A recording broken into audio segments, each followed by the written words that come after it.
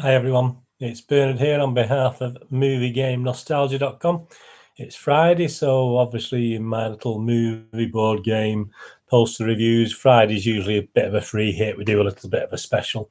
This week I'm going to dip into the old BBC iPlayer again to have a look what's on there. In the comedy, I don't do a lot of comedy stuff. Obviously I love all genres of TV and movies, obviously. So obviously I was having a quick look at the BBC stuff, seeing what was on there. So today what we're going to have a look is sort of 10 that I've rated for, well, not personally rated. I have watched most of these and I don't always agree with the rating they've got on the various sites. But the top 10 of stuff that you may have missed, that I've certainly missed. There's a lot of stuff out there we know about, and I'll go have a quick run through what BBC iPlayer is showing at the moment. There's quite a few little gems in there. Well, there's not many episodes of some of them, but they're worth seeking out and having a watch.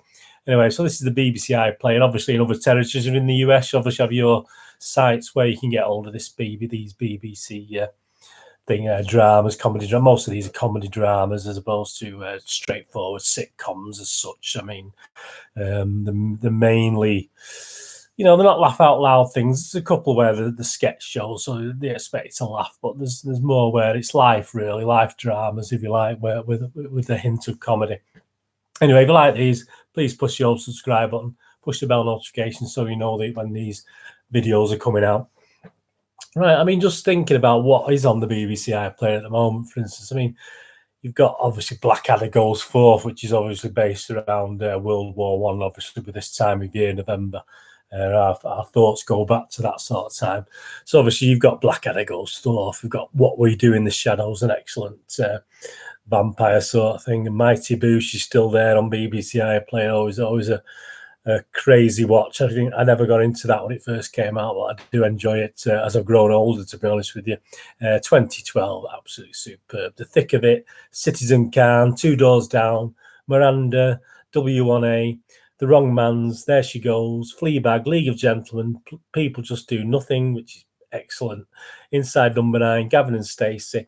And something I watched fairly recently, Scarborough, which is quite a good comedy drama as well. That's worth a watch if you've not missed that. Well, let's get on to the top 10. These are the 10 that you might have missed. I certainly missed them. I mean, I don't think there's any of these. I think there's one or two I may have heard of but never watched. And obviously, I've gone back and checked these out just to have a quick look at them. But so they're all worth putting on the list. The first one is probably at number 10, so it is the lowest rating of what's on the BBC iPlayer. And it's a little thing called Famalam. So that's one of the guys on it. Obviously, it's a mix of people. I'll just tell you a little bit about it.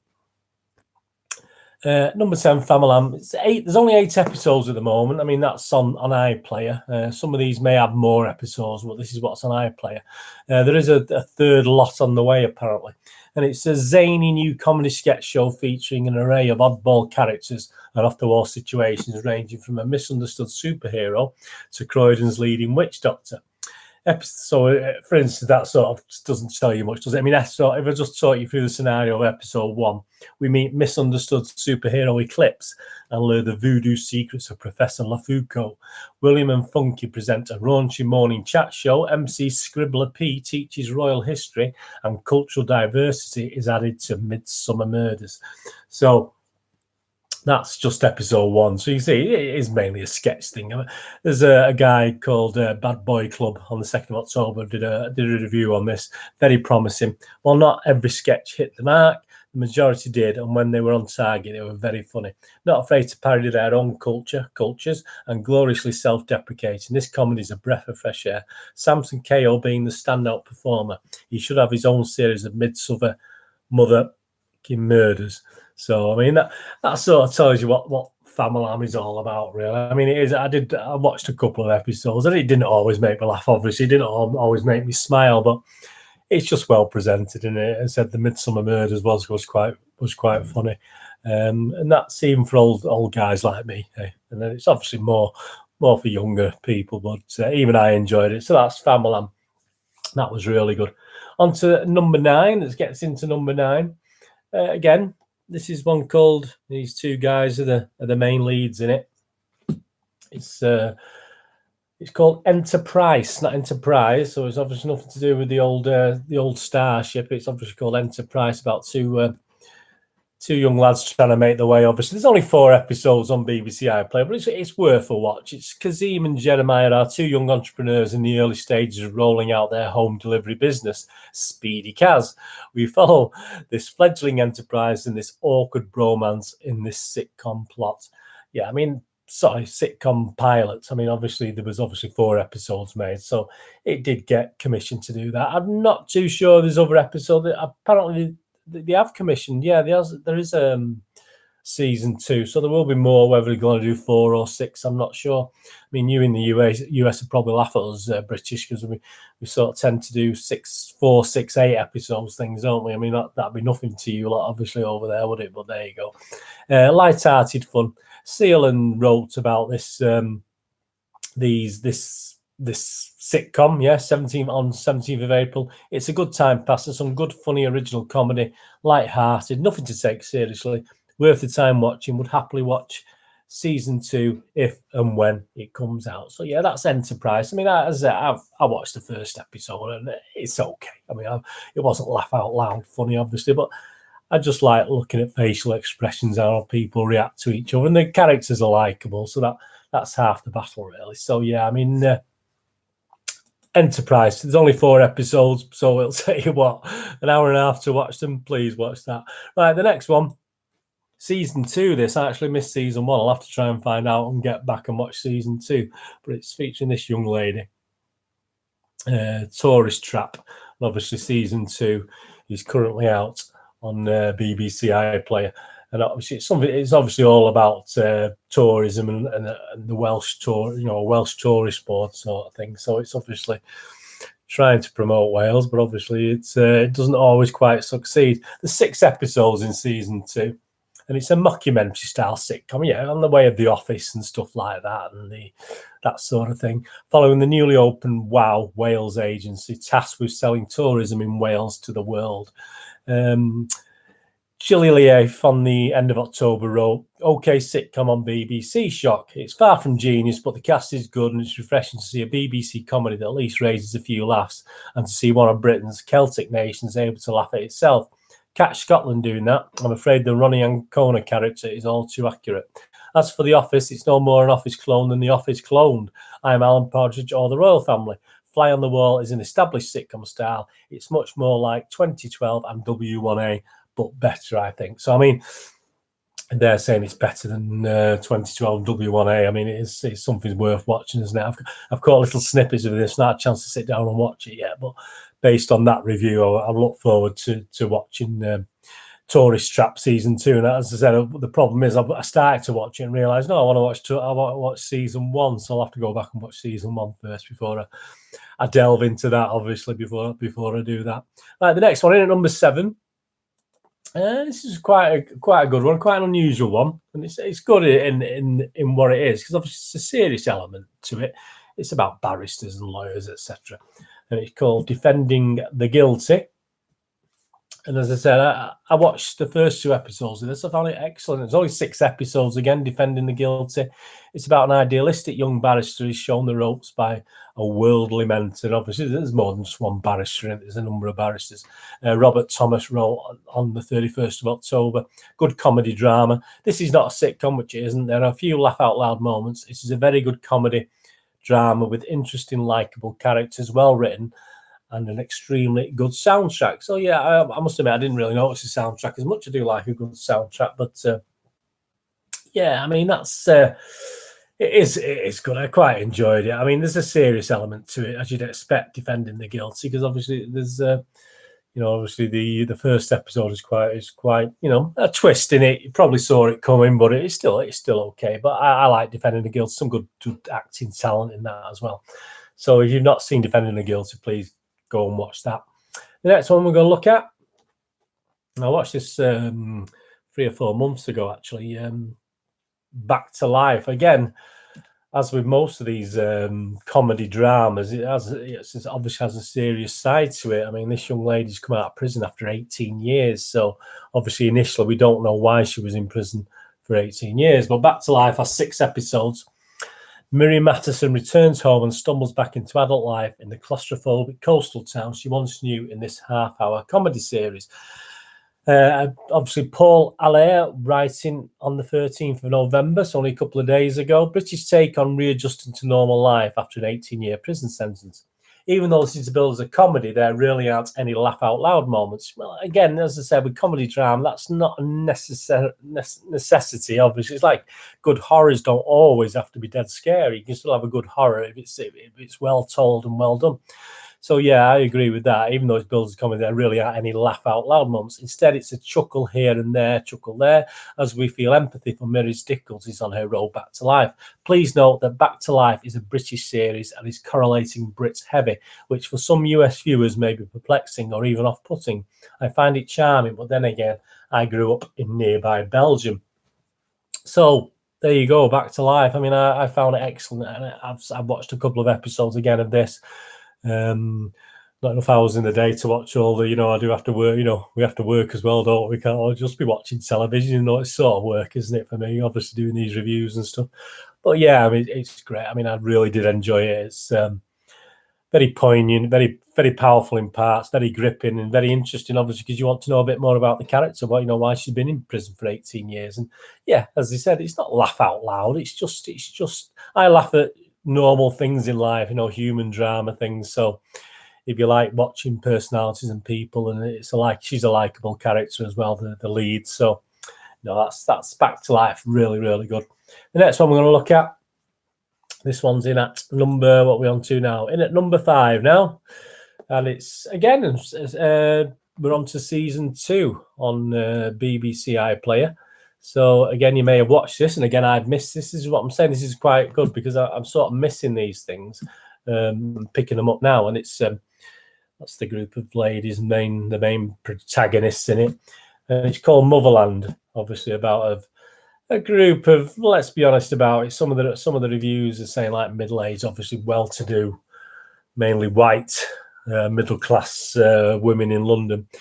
It's a program about navigating the trials and traumas of middle-class motherhood, looking at the competitive side and unromantic take on parenting, not the cute and acceptable public face of motherhood.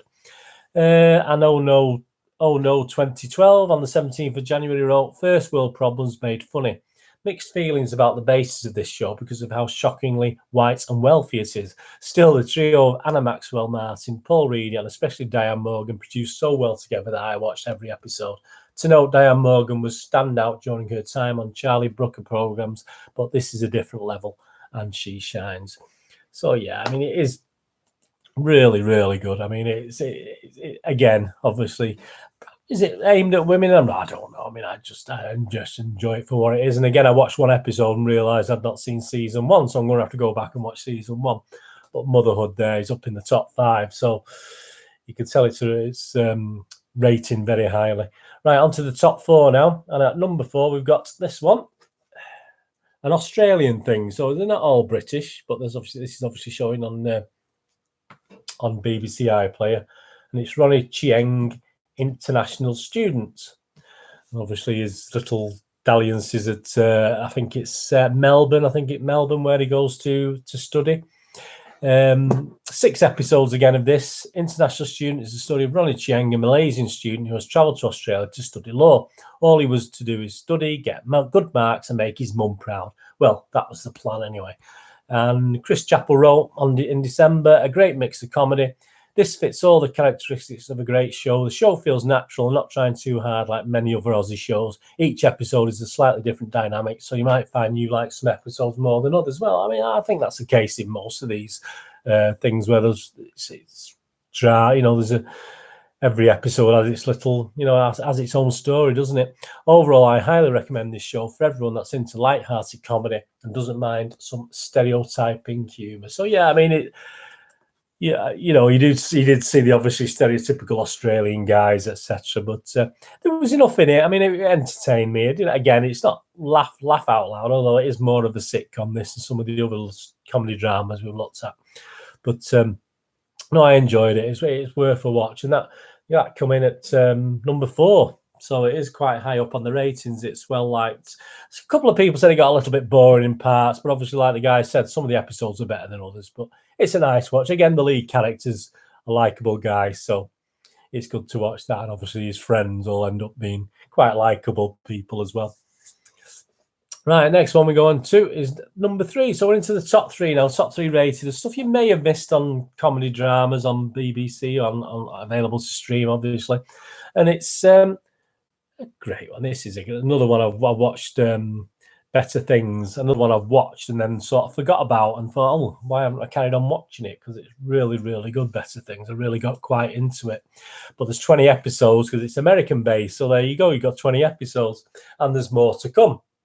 So I think I'm looking. I'll catch up again. I've probably watched 6 or 7 episodes, and then something else happened, and I got sidetracked. So I will go back and watch the rest of it. It's about an actress raising her 3 daughters while juggling the pressures of working in Hollywood and being a single parent. There's a little bit of negativity, but McCall GJ on the 7th of July wrote a lot of great things about this show. However, children unwatchable.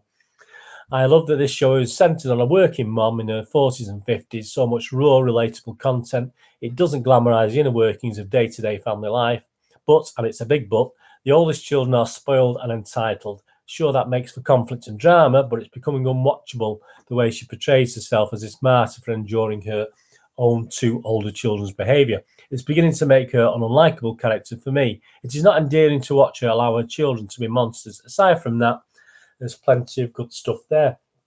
Well, that's quite interesting because, I mean, it is the sort, as I said, I haven't managed to watch 6 or 7. I sort of binge watched 6 or 7 episodes when it first came out, or I first caught it on a streaming site. I'm not sure it was BBC iPlayer. But yeah, I can agree with that because obviously, if I don't like the characters and the thing, I do lose heart, and if that's what happens in this, I may fall out with it a little bit because I'm not into spoiled brats, to be honest with you, especially if the parents are indulging them. But hey, what I've seen so far, it's very good. You watch it yourself and see what you think. But no, I really like Better Things. It's really good. And into our top 2 now. The first one, Like Mobeen. No, I literally watched a couple of episodes of this yesterday just to see. Well, it's got second highest rated of the stuff that I wasn't familiar with. There's 8 episodes. Mubeen is a 28-year-old Brummy Muslim, single-handedly raising his 15-year-old sister. This show documents the struggles of his criminal past, the friendships he has, and the controversies he faces as a Pakistani Muslim. Creative Violet wrote in April, refreshing and surprisingly funny. This was so refreshing to watch. All the characters seem to work well together. Uncle Shady is everything in this series. He needs his own show. Great jokes, great scripts writing, great cast and character execution for everyone who works on this series. Yeah, I did enjoy it. I mean, I saw some other reviewer compare it to Four Lions sort of thing, and there are gritty elements in it. Obviously, if you've watched Four Lions, a superb drama. Black comedy drama, obviously from 3 or 4 years ago, was it British made? Yeah, and there's a hint of this in Man Like Mobeen, to be honest with you, Mubeen, not Mobeen. So yeah, I enjoyed it. It was really good. As I say, I'm a white 60-year-old fart, but I can appreciate things like this. And yeah, please, that's the second highly rated on the stuff we're looking at today. And to finish off, the number 1. This is a top-rated thing. Now, I have to admit, it's totally out of my demographic. I have watched the first episode of this. And to be honest with you, I've seen it all before. But obviously, it's not aimed at me. It's aimed at younger people who perhaps haven't seen it all before. And I'm long in the tooth. It's all been done before for me and probably done better and funnier. There's 10 episodes. It's the Amelia Gething complex. Obviously, it's a YouTube girl.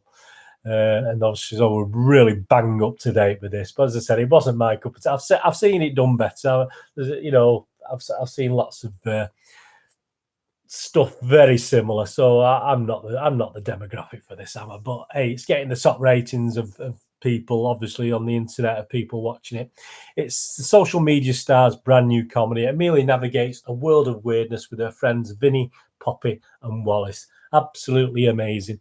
Connie's had Bolt. wrote this on the 15th of October. I've been a fan of Amelia Gething ever since I saw her British Stereotypes video, and I've followed her since.